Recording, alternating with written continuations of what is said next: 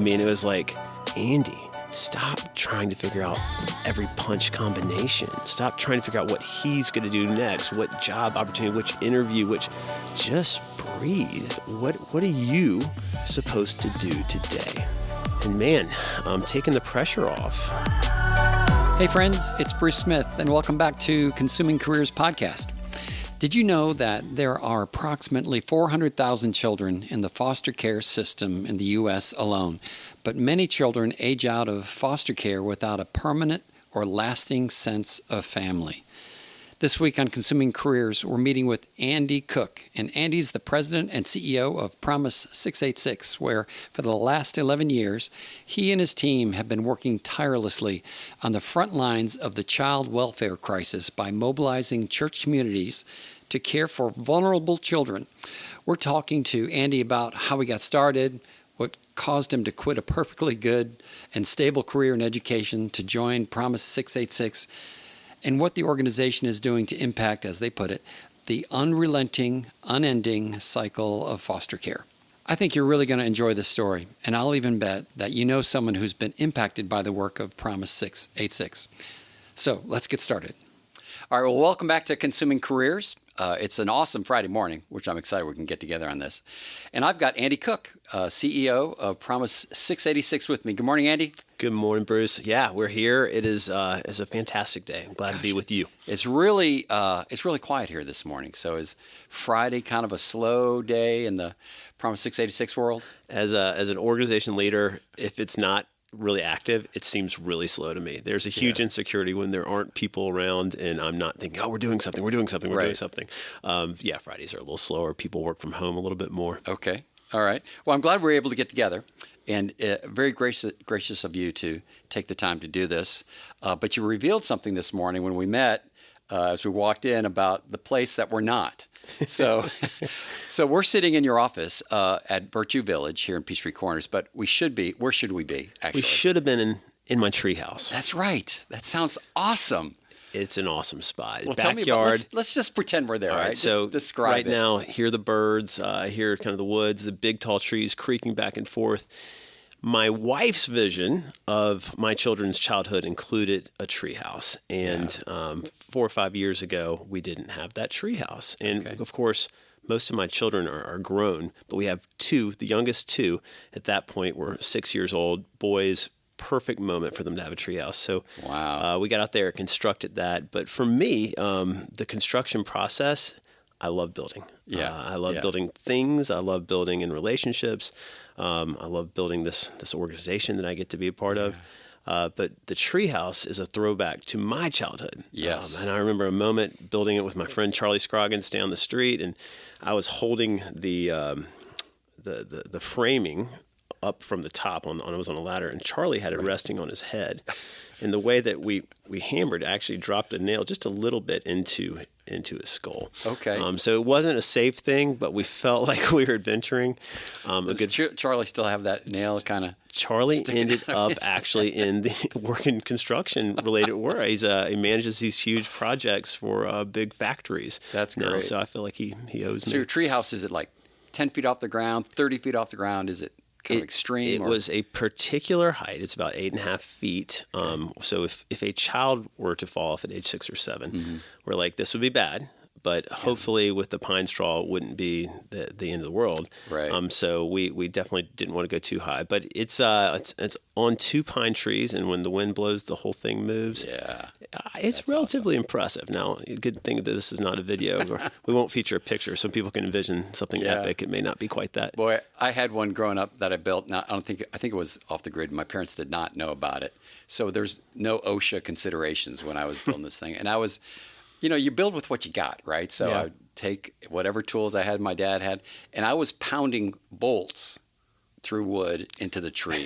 I didn't have nails, and I didn't know what else to do, but I just found any piece of metal, and just pound it as hard as I can until it's all the way in. Yep. Seemed to work. Just hit it harder. Hit it harder. I think that actually says a lot. Oh, that's great. Well, we are in Virtue Village, which is a great shared space. Yeah. And so I know there's a bit of a story behind Virtue Village for you.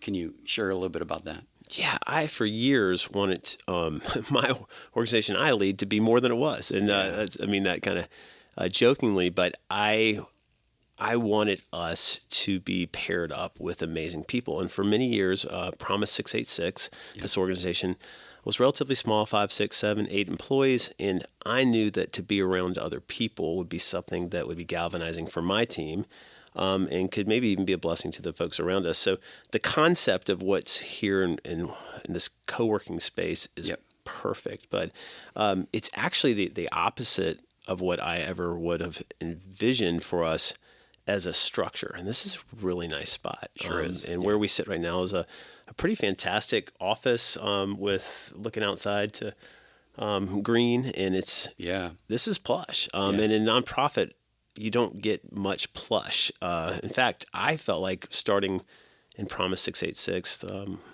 11 years ago, that I wanted the opposite. I wanted a campaign, like a political campaign style office space where all the tables you could fold up, break down in a minute. It was we are doing something in a hurry because children need families. And that's what Promise does, is we're the work of finding families, supporting families for kids. And I just had this idea that our office would be irrelevant. Right. And I've learned that space is never irrelevant. And that picture for this sort of campaign style office, that's a vision actually that would work. But I think it worked better for me. And over the years, as we tried to grow our team, we've got 40 or so folks on our team now. The place really matters. What are they coming to, and what does it say about who we are? It matters. Yeah. Well, in corporate America, that's a big debate, right? So in office, not in office, hybrid, what does that mean? What do we expect out of our employees? What are they willing to do?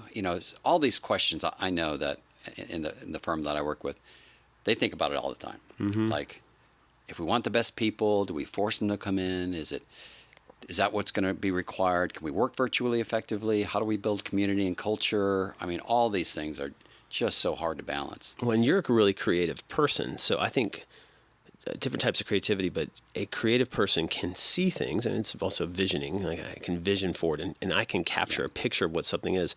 Other people, that's not how their creativity works, or they have limited creativity, so they need to see it to know what it is. And as a nonprofit, what we do ultimately is we equip churches around the nation, work with about 2,000 churches to make sure they have what they need to serve vulnerable kids. Yeah. Well, what this space is, particularly for people who want to fund our work, is a place to capture what's happening out there in here and put it on the walls. Say it in some way, shape, or form that what's happening in churches and in households can really come alive here. And for me, I might be able to do it in my mind, but people who don't know us, I've got to trigger that for them so they can get the heart of this work. And that's great. This space has been unbelievable for that. Well, let's talk a little bit about, just give us a backdrop of you. So kind of growing up, family, what did you do before you got here? Yeah, I grew up actually, we're in the greater Atlanta area right now. I grew up in Atlanta and did the thing, college years up at Washington and Lee University. Okay. I met a wife up there, Martha, and I've been married for 24 years now. Right. And, she was from Virginia, and I don't think we had in our mind to come back to Atlanta. We actually migrated farther north up to New England, to Boston area. Went to Gordon Conwell Theological Seminary. Okay, never heard of it. I hadn't either. Okay. And going to seminary had not been on my radar, but what happened somewhere in my senior year of college was that deliberation process, right? What am I going to do? And what's next? Sure. What's next? And there's much to say about that. We could dabble back in, but I'll fast forward with the simpler bio for now. Went from seminary, where I studied ethics, straight into a teaching career. Ended up at Wesleyan School, which isn't far from where we are right now, and had just the honor of working with some great folks in that setting and being a teacher, being a coach, and also getting into the business side of schools, which is awesome. What a great place to learn. And then shifted gears radically and came to Promise686. So that's the quick version of my career story. Been here now just over 11 years. That's great. So I want to circle back. Yeah. So because the what you shared earlier this week about your pursuit of purpose and call, I don't know if you pursue a calling, right? But kind of pursuit of purpose and kind of who am I going to be? What am I going to be? What am I going to stand for when I get out of school? So you had a great story about that. I want to kind of hear that because that ties into what you're doing today. Yeah, absolutely. It's super relevant to me. I've reflected more on it. That is my own sort of season, I'll even call it a summer of calling, where I really dug deep into what am I supposed to do with my life. I've been thinking about that again because I've got children who are in that age window now. Yeah. And I'm watching them sort through that, and it's bringing back a lot of memories. It was hard. It is hard. It's hard to figure out what you're going to do because at some level what you're going to do is going to influence who you're going to be. And you'd love to think that your work could in some way be separate. It's not. We're the same person in both places. And so as a sophomore in college, I took on an internship one summer. It was actually with my church in the church youth group. And I spent the summer serving kids, going service projects, mission projects, trying to smile, all those things when they already had more energy than me, and I was only 19, 20. And I just recall saying, this is the summer I'm going to figure out what I'm going to do with my life. So, I was intentional. I was reflecting. I was journaling. I was seeking wise counsel, everything I could possibly think of. And I got to the end of the summer. Lo and behold, it's probably a 2-month, 3-month type internship. And so it's late July, and I'm thinking, I don't know what I'm going to do with my life. I have failed. Yeah. I got to Nashville. This all was going down in the Atlanta area, but I was up in Nashville for a trip with this youth group, and taking kids from this spot to the other, sweating all day long, doing whatever we were doing. And at night, midweek, we went to some sort of worship service. I didn't know anything about it. Still don't know anything about it. It just showed up, and I'm kind of in the back, sort of monitoring, making sure that none of the kids are sneaking out the back door or whatever the case may be. Right. But I'm thinking, I'm out of time. I gotta. I'm out of time. I'm 19. I'm out of time.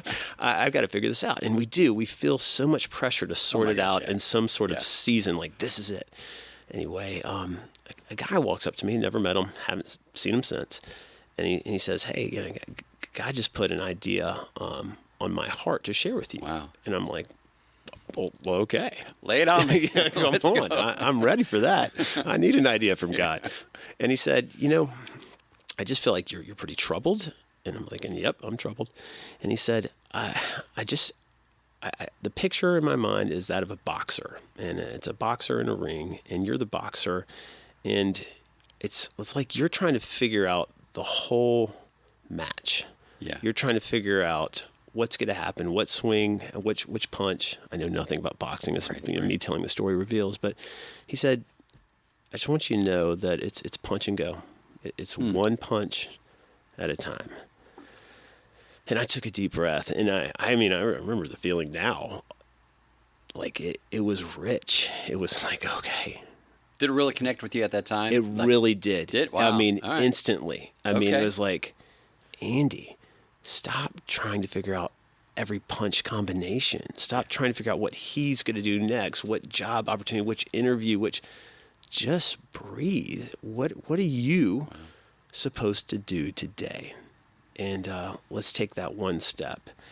And man, taking the pressure off, came out of that end of summer gig and got to reflect on what were some of the things that had been on my heart that summer. And one really big one was, it sounds a little bit odd, but it would be church and state. Okay. Or said differently, it would be like faith and politics.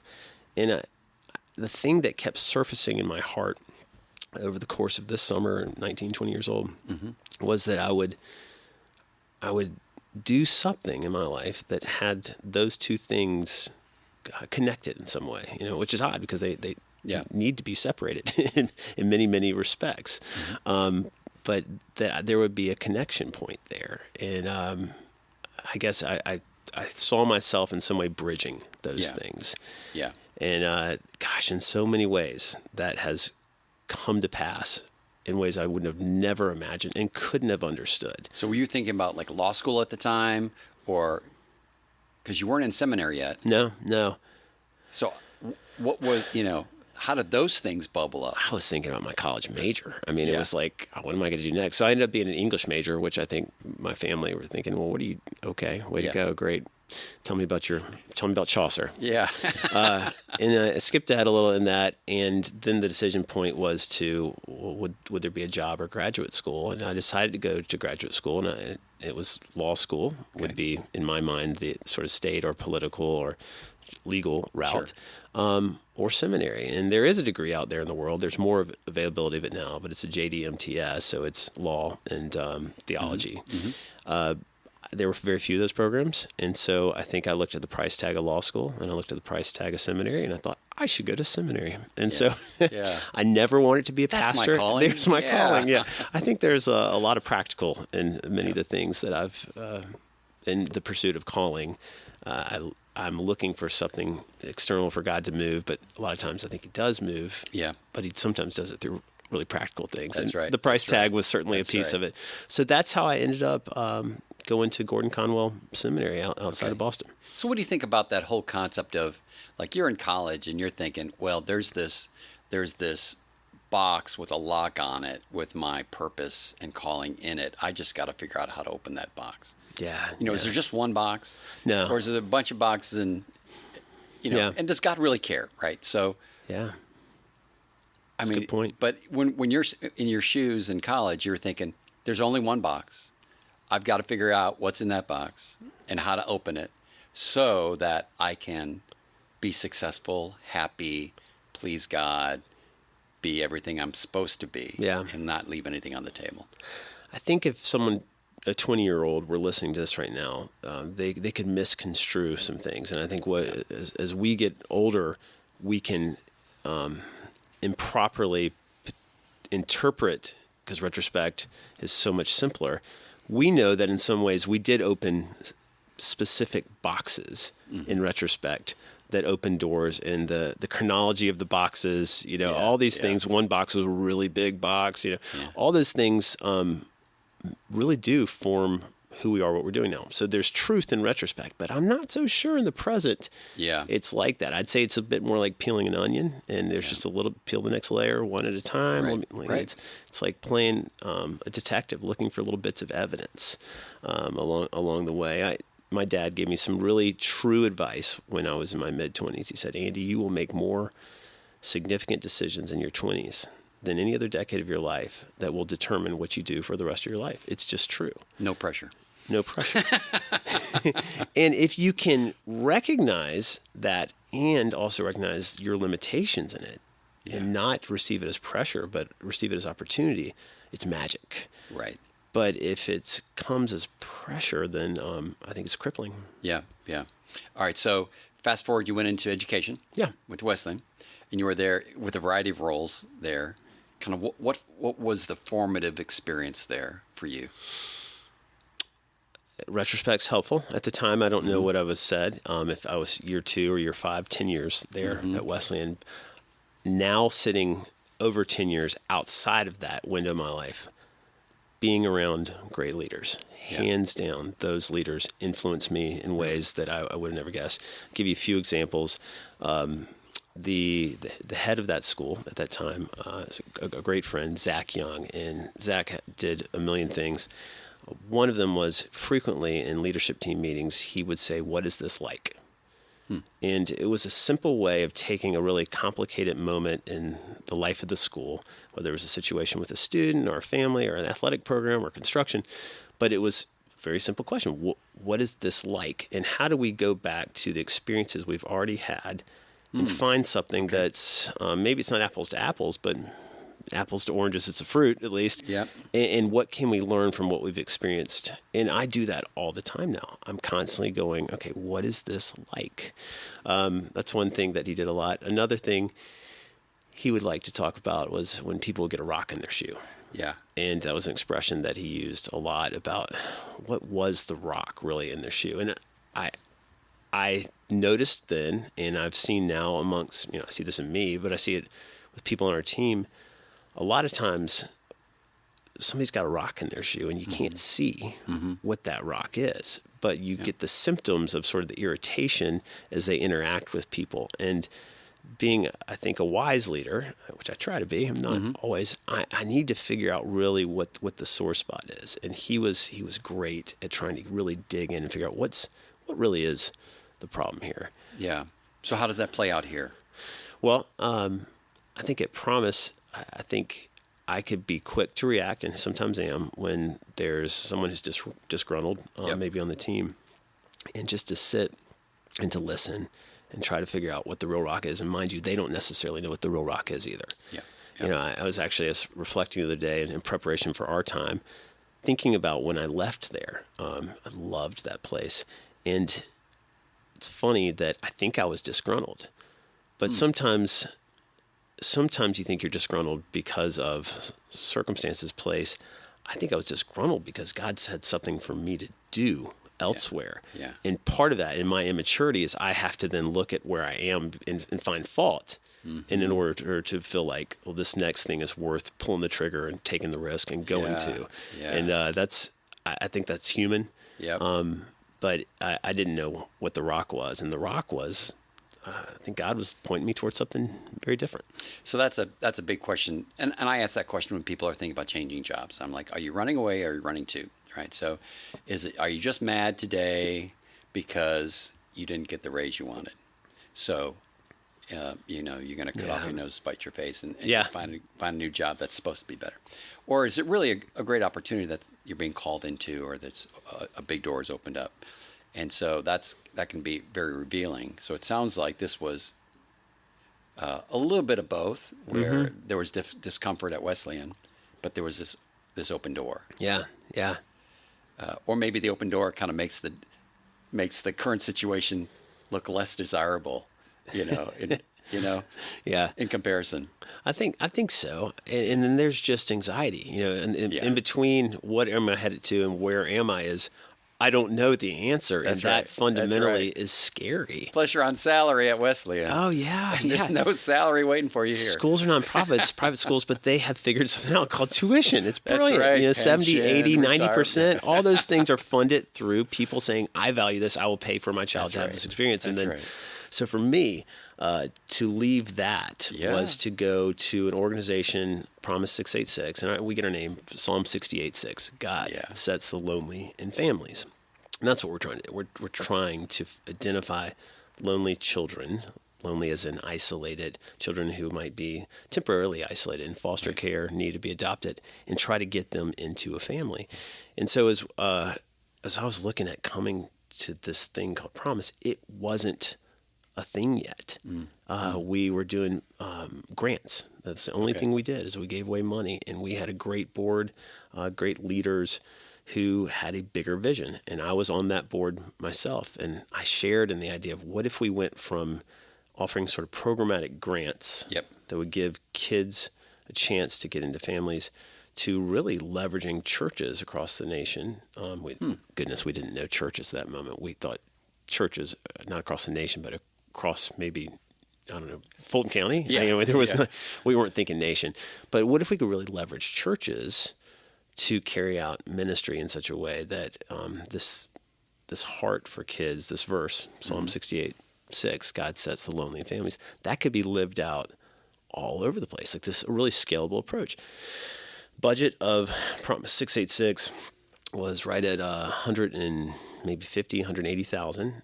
We gave away 170 of the 180,000 in the form of grants. So just had some part-time people who, some of them are still here. Wow. And it was just, Wesleyan was this budget of $20 million. It was established. There was a path. There was a path potentially for me, or other schools function in a similar way. So it was a radically different idea to leave that structure. And I was scared. I was really scared. I'm sure. Yeah. Well, let's talk about Promise686. Yeah. And by the way, I looked up Psalm 686. Oh. It doesn't. What does that say? It doesn't say I'm scared. Okay. There's no 86. I think it stops at 20. But so it's Promise686. Yes. So it's tricky. People don't really know what the name is. I mean, it spells out as the word promise and 686. Yeah. But it is 68 6 if you really wanted to get in there. But then you can't really, how you say our name is tricky. Right. And I was there at that board meeting when we selected the name in 2008. Okay. I want us to tell you, and we'll go public here. I did not believe in the name Promise686. It was 686 at the time. We since have emphasized, call it 686, Promise686, okay. which also isn't exactly right either. So No. Numbers and words, I don't know what to tell you. Well, it doesn't seem to be holding you back.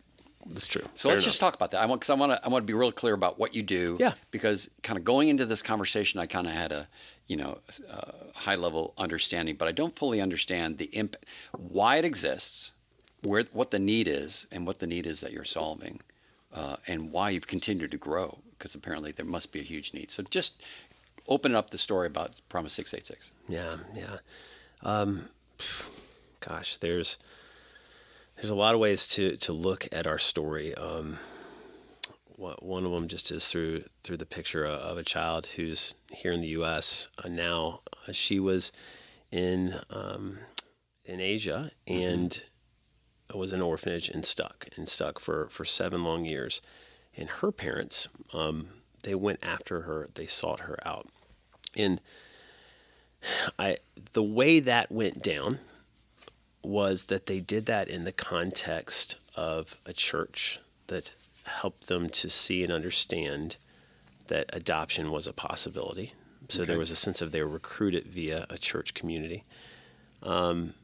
There was a sense that as they went into that, the church would support them and go with them if funding were needed, or support to rally around them in the process to pray for them. Mm-hmm. And upon return, they could believe that in the difficulties that this child might have brought through the trauma she experienced, that again, people of the church would be with them. And so it's this pairing of the assets of the church with the fundamental need of a child who's got to have a family. Yeah. That's promise. Yeah. How do we operationalize and pair those so that this kid can have the family that she needs? So all that's great. Yeah. But how do you engage the state in that? No, yeah. Well, fair. And there's some complexity there, right? Sure. Oh, goodness. Well, so foster care in the U.S. is 400,000 kids. Actually, right now, a little bit less than 400,000 kids are in foster care, and they divide out over 50 states, as you, of course, would imagine. So in Georgia, for instance, where we are, there's just over 10,000 kids in care. That number fluctuates. It's 10,000, it's 11,000, it's 13,000. And the state doesn't make for a very good parent. But that's really not what anyone believes the state should do. But the state does have a very particular role. They hire experts. They have caseworkers, social workers who have the job of actually going into homes and, alongside the help of law enforcement and judges, make a determination that this environment is not safe for a child. Yeah. So they have that specific role to play. The problem is, of course, when those 10,000 kids who are in care come out of that home, where do they go? Yeah. And, we started off talking about a 19-year-old Andy Cook trying to figure out how church and state would come together.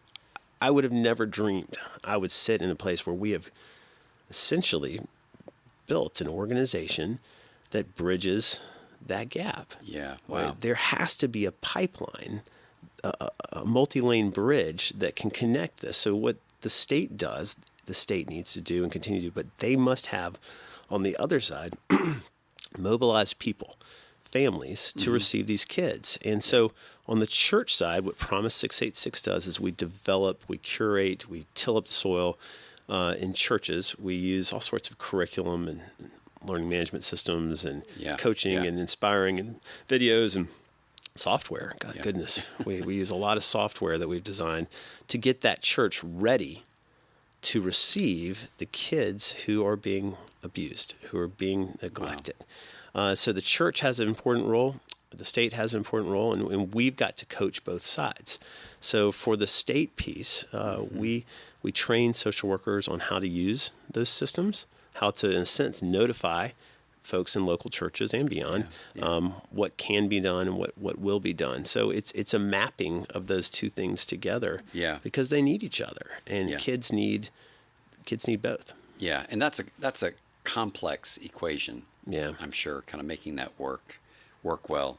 And look, you've got a big family. We haven't even talked about your family.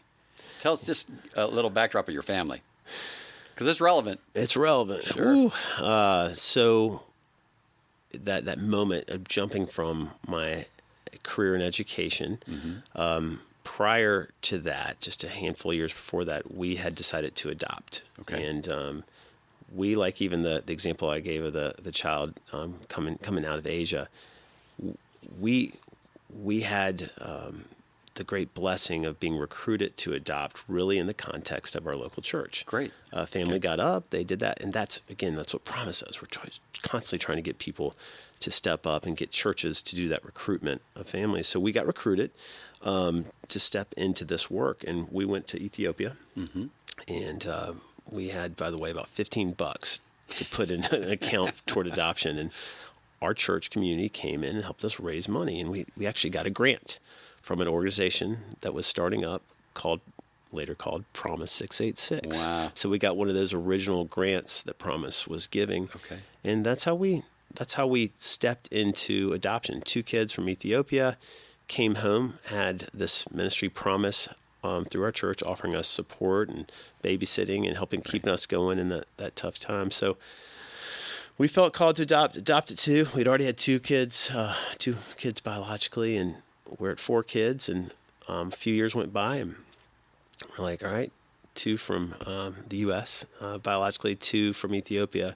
We felt like we should adopt from Haiti. Okay. And we were going to have a 5th child. I'll skip ahead and say that didn't work out. But we got a referral of a little girl named Ashley, and I'd never had this experience. We had medical records, pictures. We'd paid a great deal of money to make sure the adoption was going to work. Promise had given us a grant to help bring Ashley home.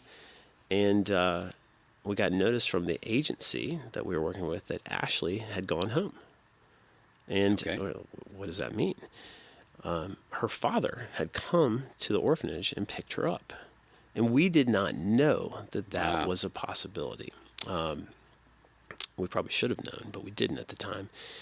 And what we learned as we put together the pieces was that in so many countries around the world, particularly Haiti, that the orphanage is the foster care system. There's not an alternative place for a child to go for a window or for a time. Okay. And I don't know what happened, and I'd like to believe that was a really good thing for her, because those biological parents, there's a bond there that's so important. Yeah, sure. That if it's not there, it's a loss that someone's going to heal from for many, many, many, many years, and some people don't heal from. So that was an interesting moment for us. So we didn't adopt a 5th kid. We instead were surprised to find that we had another biological kid. So we were 3 bio kids, 2 adopted from Ethiopia. We were good. We weren't going to pursue any more adoptions. And about that time, I started working for Promise. Okay. I had left Wesleyan and come to Promise, and we heard of 5 kids who were in Roswell, Georgia, which is 20 minutes away from here. And one of the things that Promise does is we hear about the needs of children obviously all the time. I bet. Sure. So we wanted to use, at that point, we probably were serving, 50, 100 churches. Okay. Yeah. Trying to get them in the game of caring for vulnerable kids. So we got the word out. And man, I'm picking up the phone. I'm calling. Hey, there's just 5 kids. Listen to their story. They need family. And their story was that their father had committed some crimes and had hurt the family and had been deported and was not going to be in the picture again. The mother had subsequently found out with the birth of her 5th child that she had cancer.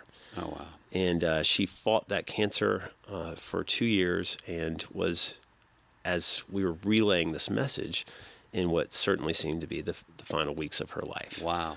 So 5 children were going to need parents. And this is just the providence of God. They had some churches that were a part of their life already.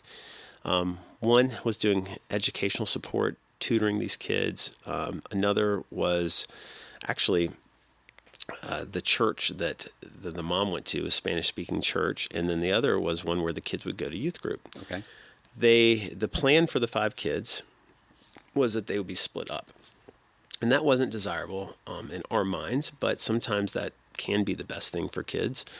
We, as we were getting the word out, trying to find a family that would receive all 5, we understood there actually was a plan underway for it to go 2 kids, 2 kids, and 1 kid. Okay. And so they're all siblings. They're all siblings. Yeah. And so there was an alternative path. And so as this was playing out, we're like, okay, well, maybe this is going to be okay. But we had this thing that just kind of stuck to us. Every time I tell somebody about what they needed to do, you need to consider adopting 5 kids. There's a friend I hang out with a lot still, a guy you probably know. And I remember talking to him and telling him about the 5 kids. And I was so convincing. And I think it was because I was already convinced. Eventually, I just said to my wife, I was like, gosh, maybe we should think differently. We started praying, should we be the family that would receive these 5 kids? She was pushing it more than I was. And I remember one night we were sitting in bed and I did something really dumb, but I lifted up the ultra heavy comforter, which is still a frustration in my life. I don't like comforters, but we have one under bed. And I slid under the comforter to the foot of this bed and it got in a ball. And I'm like, yeah. Martha, this is how I feel about this. I just want to run and hide from this idea. Yeah. This is too much. This is too scary.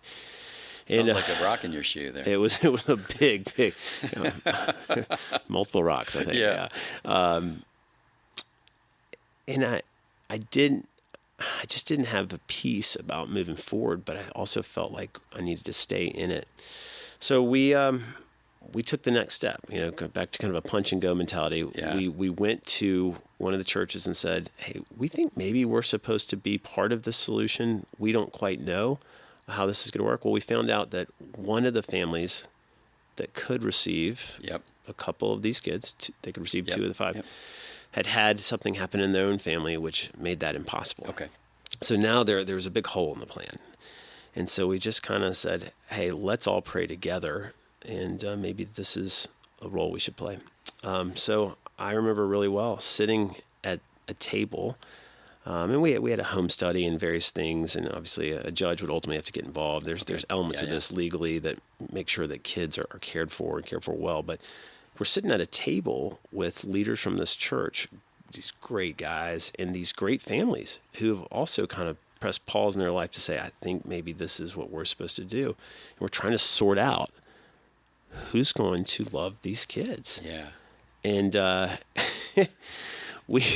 we kind of got through that, and they said, well, we're going to come visit your home, and just we want to kind of understand your life. How are you really going to go from 5 kids to 10 kids total? And it was a day by day by day thing. And finally they said, hey, we really think we should keep these 5 kids together, and they should come to you.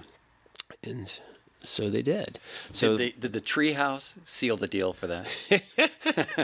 I think. Well, we got this treehouse. So look out back. It's a treehouse. We can do an addition on it. Andy and Martha, we can go there, and the kids can have the house. Yeah, that was part of the process. The reconstruction of our home, which didn't change to go from 5 kids to 10 kids.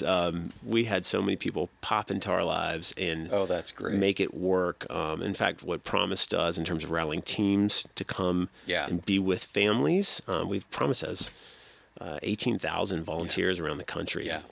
And those volunteers came to our house and helped make it work. That's great. So that we could actually do. So that was really the Promise686 model in action. Really blown out. Yeah.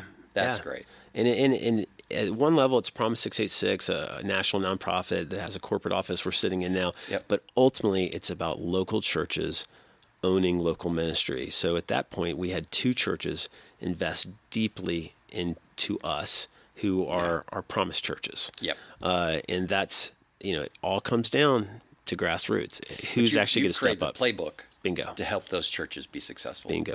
All we're really doing is resourcing and equipping churches around the nation to step in. Yeah, if I'm a church and I've got a heart to do that, I'm thinking, wow, I've got to create this stuff from scratch. Yeah. I don't know how this works. Yeah.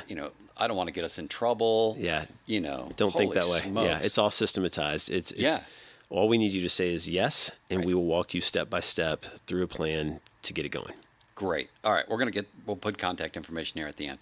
let's talk about the business of 686 and kind of what you're doing now. Because I think you said you started when you jumped in full time when there was, 2 people, right? Correct. And you've got over 40 now. Right. So just kind of tell us about the business of that, maybe what you're doing now, the footprint, maybe some of the challenges you're having. Okay, yeah. That one challenge you might be having. So we can spend the rest of the time on challenges. So our growth, I think I referenced, the initial budget there when I stepped in, $170,000, very little cost associated with that other than just take a little money, but we're going to push money out and get it in the hands of families so they can bring kids home. That $180,000-ish budget is a $5 million budget now. And, the systems in place to not only generate the dollars, the revenue to make that happen year after year, those are immense. And then, of course, to deliver on that, to steward those dollars and to actually go out and make sure that lives are transformed, that kids have families, that families are sustained. That's all more complicated too. Yeah, and so we're living in, from a business conversation, we're living in change, and it's a lot. It tests our people, and I know it tests the people at Promise because it tests me. I see sometimes I'm like, am I still capable for where we are? The evolution of the organization is, the evolution of the organization is, it requires the leader to change. Yeah. And I am trying to change. One way in particular that I am trying to change presently is in understanding the narrative of change, literally the wording and communications that is required to sustain positive change. I have in recent years had so many moments where I've thought we set up a plan of action, but buy-in really limited the farther away you got from me. I thought it was a great idea. And the people closest to me, we agreed it was a great idea. And I think the people closest to them agreed. And maybe the people closest to those guys, the farther you get out, I think a lot about the little game we play at the dinner table when our kids were younger, the telephone game where you whisper to the person next to you. And just what that hilarious message is after, you go through 10 people, it changes. And how do we make sure that it doesn't change? So that's that communication process is something that I feel like we're really challenged with right now in a slightly bigger nonprofit. That's one thing. So what's the vision for 5 to 10 years from now? Where do you see this going? Yeah, we would love to, and by 2032, which was a 10-year plan when we started a couple of years back, we would love to be in a place where we're influencing 30,000 churches around the country. And we would influence them in different ways. Some would do everything that we have to offer. Yeah. Some would maybe just utilize the software we've designed to help them to serve kids in foster care, kids who need to be adopted, even biological families that are falling apart, that definitely are breaking down. Church teams can come in and help to shore those families up. So we'd like to be in a crazy number, 30,000 churches. That would be roughly 10% of the churches. We would have to do that through great partnership. Yep. Our W-2 employees wouldn't be knocking on the doors of 30,000 churches. We would do it through great nonprofit partners around the country who would have their own set of church relationships. And we do some of that now. We've got 40 of those nonprofit partners around the country who are doing the knocking on church doors and making sure they are armed with resources we're creating. Yeah. Well, it's just a bit of a shift. It's been certainly more visible lately. I mean, so the movie that came out, Sound of Hope, right? So listen, for the listener, if you haven't seen that, you've got to see it. So a mutual friend of ours, Callie Murray, and her husband, David, invited us to go see that because they rented the theater for the night. It was remarkable. So that story.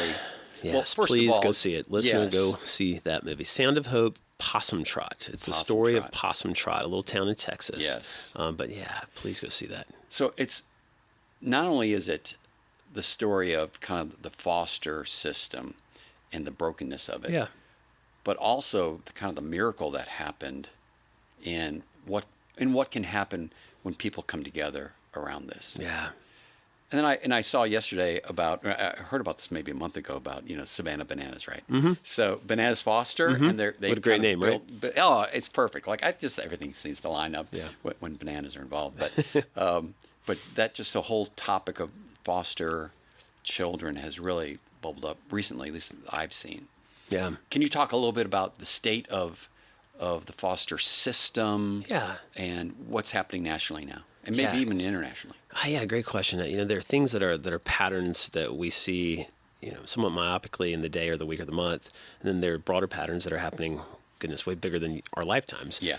In between that, I'm not going to try to go, through the course of history, but just if you look over the last 25 years, what we've seen is a massive rise in the early 2000s in the number of children adopted internationally. Okay. The height of children moving from nations around the world being adopted legally into the United States, that was about 2008, 2009.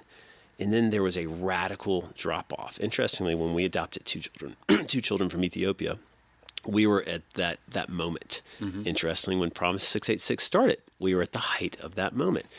And folks, since the height of them flowing into the United States. Flowing into the U.S. Okay. Yep. We being folks in churches, got really excited. And there was a huge emphasis on international adoption in lots of American churches. Okay. 2008, 2009. But there were fraud. There were trafficking incidents. Children were hurt by virtue of this is horrific, that they would become a commodity. And if there's money exchanging hands, people are going to find a way to corrupt that. And so there were both situations where children really were hurt, and there was fear. And so suddenly there was more red tape than ever before. And a lot of those nations said, well, rightfully, why are we sending children away? Is there a way that we could love them well here? So there were good reasons and bad reasons that really came to a screeching halt. But you have all these churches, people really excited. Yeah. Hey, we want to do something. Well, so what are you going to do? Well, you pretty quickly, you look closer and you go, oh my goodness, the children in the U.S. who are, quote, orphans, which would not be the appropriate word, right. They're in foster care. These are children who are in foster care. And so then you see in 2010, really through 2017, 2020, we've seen a huge emphasis on foster care. And in some ways, it's building off of the momentum of the conversation about international adoption, now playing out here. There were some things that happened in our country that were a big deal. One of them was in that time window where you had a change in policy nationally that allowed more people to help kids in foster care.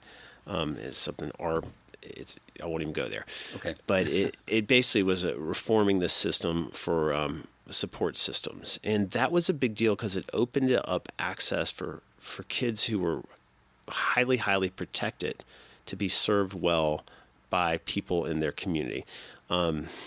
Another thing happened a little bit later, I want to say 2017, there was an action taken by the federal government that put huge emphasis on preservation of biological families. Okay. And so the next shift, so kind of shifted into how do we help more in foster care, international adoption, how do we do more in foster care? Now 2015, 16, 17, let's get more plugged into preserving biological families. Mm-hmm, mm-hmm. So this family preservation piece starts to change the minds of churches about what the possibilities are. We're not going to simply adopt. In fact, adoption is going to be important, but be a small slice of the pie. Got it. We're not just going to simply foster. That's important, but that's actually still second best. What if we can step in and rally around families in some sort of way? Yeah. So that's kind of the window that we're in presently, is a greater emphasis on those biological families, and systems and tools, evidence-based solutions are being developed. And that's kind of where our technology has really come in. We've had to radically revise our tech so that we can really study outcomes for families that we're serving and make a case that, I think this is critical, that churches around the nation have a very important role to play in the stabilization of families. Yeah. There's so much political conversation around family. There's important conversation, and it becomes what am I against? What am I against? What am I against? Mm-hmm. Well, let me tell you what I'm for. Yeah. I'm for the stabilization of families. I'm for sending people from local churches out of the pews, out of Sunday service, to rally around kids. And I think that there are more ways for that to be done than arguably ever before. And that's our passion and promise. Great. That's great. When just kind of personally, when you get overwhelmed, if this ever happens, overwhelmed with challenges or another roadblock, maybe it's regulatory or maybe it's some sort of societal reaction, how do you kind of overcome that, or what reignites your passion for what you're doing? I think quiet, sitting back and remembering that I'm not in charge. Okay. Back to that boxer analogy, I really just got to do the next thing. And I can't change how government is going to respond to this or societal issues or anything else, but I can take a next step. So I remember that in quiet. I remember that in prayer. That's how that works for me. Really, do not be anxious about anything. Is this beginning this powerful verse in the New Testament, and it says it's through prayer, it's through petition. Like I actually have to. I can't sit in anxiety and expect it to go away. I have to do something in anxiety. So that's one thing. I think the other is coming back to the team here, very practically, sitting around and talking about who are we, because the next thing is identity. This is who our team is. This is what we're here to do. And we're just going to do our thing. Because our team may or may not have the ability to change everything that's happening externally, but we can keep rallying together and going after it. So our people, and then just the quiet of kind of remembering. Those are the two for me. That's good. So when you think about the way you stepped into Promise 686, would you say it was initially a calling, a purpose, compassion, capacity, or opportunity? Kind of, what was that that brought you here? I believe it was, I think, opportunity. Okay. And the opportunity in my mind, which was associated with all those other good words you just shared, was to create something that would be a scalable solution useful for churches across the nation. Like we didn't come into this believing it could be something small, and I was compelled by the opportunity of, wow, this is so much bigger than me. What if I got to have a small piece of this? What if our team could actually hit some dominoes that could actually move the needle for kids? So the size of the opportunity was a big part of it for me. That's good. See, I would have said it was maybe compassion kind of brought you to it, and then the size revealed itself as you got into. I don't know. There's a lot of ways to answer that. Yeah. Some people are like, I have no idea what this looks like, but I'm all in, right? Because I love this thing, right? And then they just figure it out. That's true. The compassion piece ultimately has to happen for me personally. Yeah. So the compassion that drives me, I'm trying to live in my family with my kids, and a bit of a misnomer on it. Maybe cut this part out of the story is like I love the business of nonprofit. I think it's fascinating. I mean, this is so intellectually engaging to me to get to do this work, and so the opportunity piece is a big deal to me, and I think it marries well with the creative juices that God's given me to say, all right, well, this is something that no one knows how to fix. Right. What are we going to do? Yeah. Hey, just because it's a nonprofit doesn't mean it's not a business, right? Yeah. Same challenges. Yeah. Just the financials just might look a little different. Yeah. So I've certainly seen that. When you think about legacy, and what is that? What resonates for you when you think about legacy? More and more, I think about my kids. Yeah. And that I would have a legacy of being known, and that they would be known by me, and that my legacy wouldn't be reputation, but it would be intimate connection with them. That's what I want, not for them to have thought of me as something great, because I'm not that great. Yeah.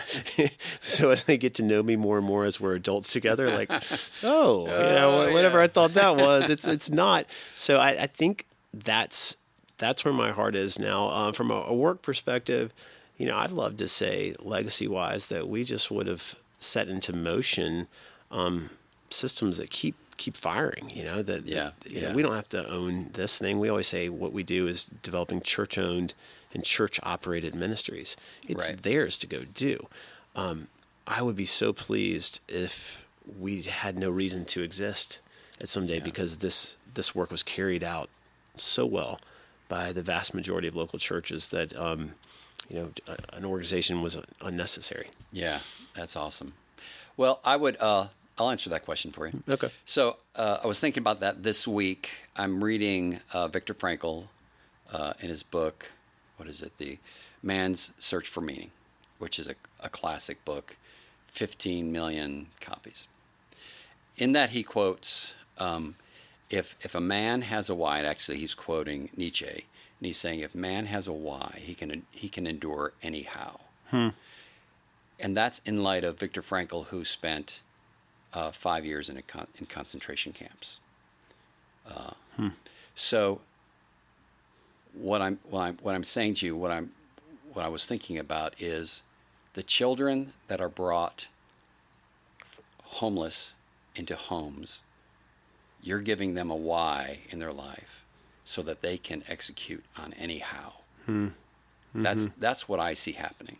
So when I think about legacy and what Andy Cook is doing in Promise686, is you're giving children who may not have a why, you're giving them a why so that they can overcome any how in their life. So that's good. That's my reaction to what you're doing. Well, thanks. And so with that, 2 more questions. Yeah. What's next? So when you retire, or I don't know, is there another chapter after this? Kind of, do you see what that looks like? I mean, it's still early, but just mission focused tech. Okay. I think technology creates incredible opportunity for right now. What we're seeing is for churches to capture in some ways what they're already doing and to be able to report on it and say, hey guys, look at we church. Well, look what we're doing. Let's do more of this. Hey, you who's not doing it over there, come join us and we'll go do this together. So I love the idea of mission focused tech. So maybe there's a moment down the road to explore more of that or focus more on that. Yeah. I certainly could see that. Goodness. As we were discussing, getting ready to have our conversation today, I love the whole CrossFit scene. I love working out. The one I do isn't actually CrossFit. It's Iron Tribe. It's up the road. Okay. But I love being together with a group of guys and just doing the hard work of that all the time and the competition in that. So there's things in my life like that I'm like, I just want to kind of stay fit, keep my mind sharp, and see what God brings next. That's great. All right, last question. So would you say that you're consuming your career or your career has consumed you? I've thought about that question a lot, and I know the answer I want, but I think it's consumed me largely. I find that all right, it is not, making sure that I have boundaries is extra hard for me. I grew up with the mindset of my parents are amazing, and the emphasis, particularly from my father, as the one who was working outside of the home and during my upbringing, was work hard, like as a work ethic thing, like grit, get it done. One of my sons went up to help his grandfather yesterday, and they were digging this ditch, and my dad's 79 digging this ditch that's 80 feet long, and I'm like, oh my gosh, and my son's like, man, my grandfather's insane. I'm like, he is. And so there's a part of me that just says, just throw everything you have at it. Yeah. And I have to be careful of that. Yeah. That can, for him, he'd say probably the same thing. I've got to be careful of that because that's my propensity. If nothing else, hit the nail harder. Yeah. The bolt. I wish it was a nail. Hit the bolt. Yeah. So I'm in a phase of life where I want, if you come back and we talk in a few years, I hope I'll have a not only a clearly different answer to that question, but I'll be able to tell you why that is, how I'm shifting. Good. So I'm in the process of saying, hey, I gotta find more balance. Well, stew on that for a little while. Yeah. And if we do come back, we'll do it in the tree fort. There you go. That's awesome. All right. All the hard stuff's done. Good. Okay. So we'll get into the lightning round now. Okay. You ready? Yeah. 5 easy questions. First question. What's been one of the most influential books you've ever read?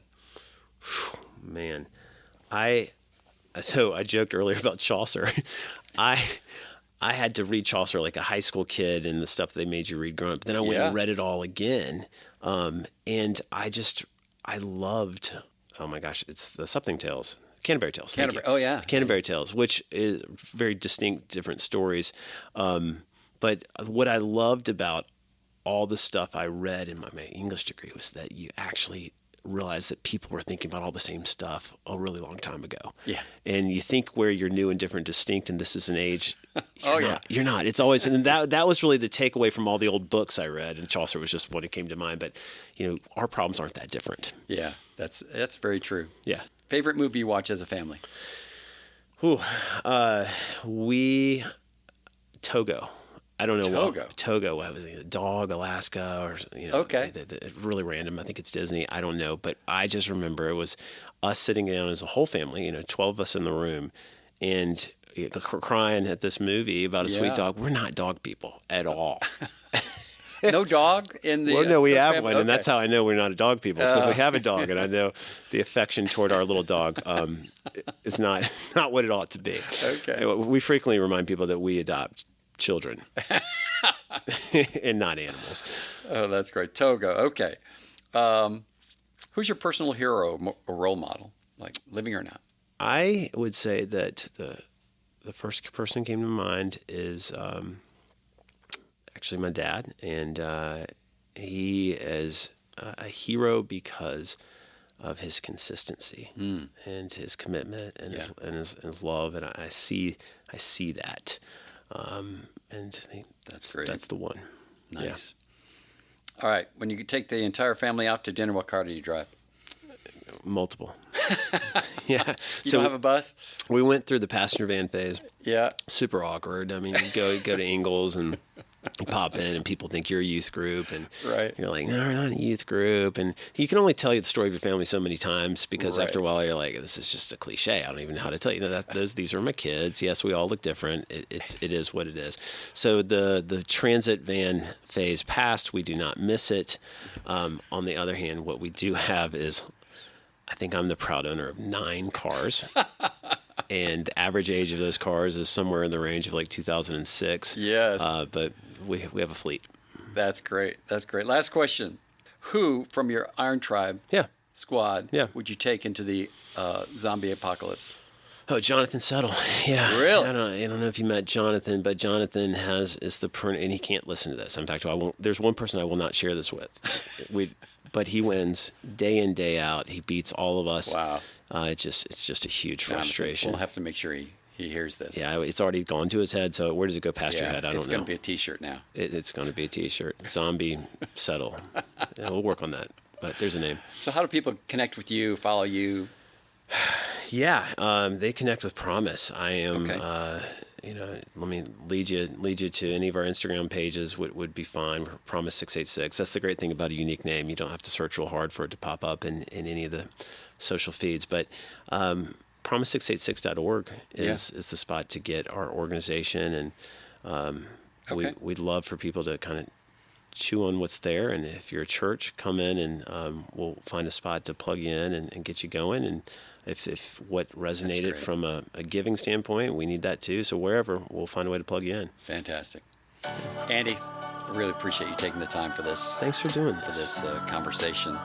And kind of sharing the story around Promise686, setting us straight on how to say it. Yeah, there you go. 686. 686. A real treat. But we'll be in the tree fort next time. There you go. I'll look forward to it. Thanks for doing this. Thanks, Andy. Thank you for joining us on Consuming Careers. If you've enjoyed the show, please click the follow button in your podcast app so you won't miss any of our future episodes. And if you have a minute, write us a review. We truly appreciate hearing from our listeners. And as always, I'm Bruce Smith, and you've been listening to Consuming Careers.